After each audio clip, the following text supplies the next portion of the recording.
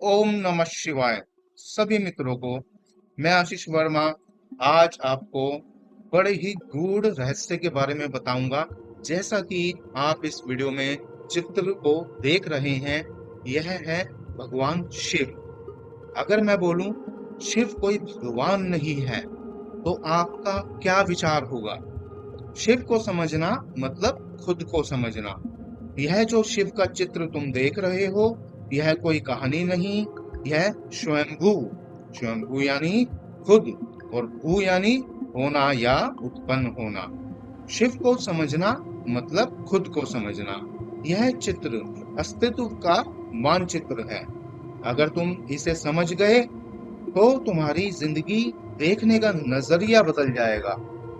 यहाँ शिव ध्यान में लीन आंखें बंद करके बैठे हैं। क्यों? क्योंकि सबसे बड़ा सवाल बाहर नहीं, अंदर है। मैं कौन हूं? जब तुम कहते हो मैं दुखी हूं, तो ध्यान से देखो। दुख बदलता रहता है जैसे चंद्रमा की अवस्थाएं, लेकिन जो मैं है वह हमेशा वही रहता है। जो असल में तुम खुद दुख नहीं हो, तुम वो हो जो दुख देख रहा है। यही ध्यान है, यही साक्षी भाव है। तीसरी आंख यानी सत्य का विस्फोट। तीसरी आंख खुलना मतलब झूठ का अंत हो जाना। तुम खुद को शरीर मानते हो, लेकिन शरीर हर 7 वर्षों में बदल जाता है। तुम खुद को विचार मानते हो, लेकिन विचार हर क्षण बदलते हैं। फिर तुम क्या हो? यह अनुभव होता है। जब यह अनुभव होता है तो तुम्हारी झूठी पहचान टूट जाती है।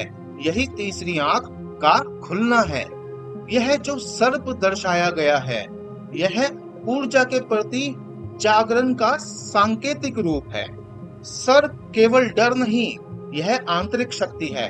जब तुम किसी काम में पूरी तरह डूब जाते हो, समय रुक सा जाता है। तुम्हें खुद का भी एहसास नहीं रहता। यह वही ऊर्जा है जो सही दिशा में बह रही है। लेकिन जब यही ऊर्जा इच्छाओं और भटकाव में जाती है, तुम बिखर जाते हो। शिव सिखाते हैं, ऊर्जा को ऊपर उठाओ, बिखरने मत दो। यह जो चंद्रमा विराजमान है, यही मन का खेल है। चंद्रमा अपनी अवस्थाएं बदलता रहता है, जैसे मन बदलता रहता है। एक ही इंसान कभी तुम्हें बहुत अच्छा लगता है और कभी वही चिढ़ पैदा करता है। क्या इंसान बदला? नहीं, तुम्हारा मन बदला। शिव कहते हैं मन को देखो, उसके साथ बहो मत। यह जो त्रिशूल है, यह 3 आयामों को, 3 ऊर्जाओं को, 3 परतों को दर्शा रही है।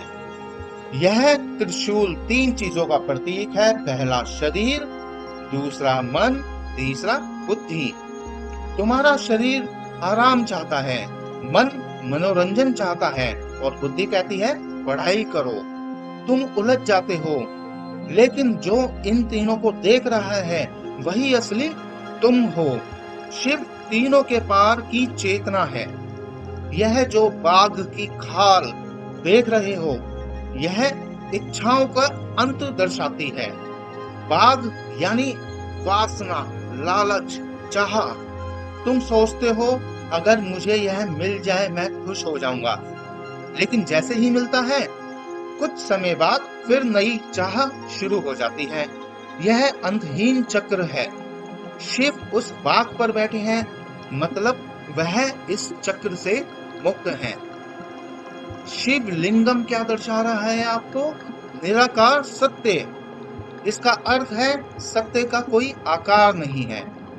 प्रेम को क्या तुम देख सकते हो? शांति को क्या पकड़ सकते हो? नहीं, लेकिन वह मौजूद है।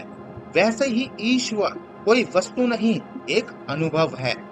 ये जो हिमालय की पर्वत की श्रेणियां हैं, जो ये हिमालय दर्शाया जा रहा है, यह सिर्फ स्थान नहीं है, यह एक संकेत है। ऊपर उठो, भीतर की ओर उठो।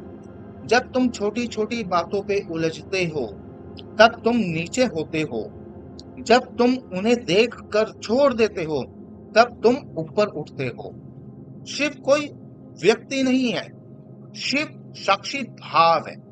जब तुम अपने विचारों को देखते हो, जब तुम अपनी भावनाओं से बंधते नहीं, जब तुम मैं को भी देख लेते हो, तब तुम शिव हो। तुम्हें शिव बनने की जरूरत नहीं है, तुम पहले से हो, बस पहचानना है। हर हर महादेव।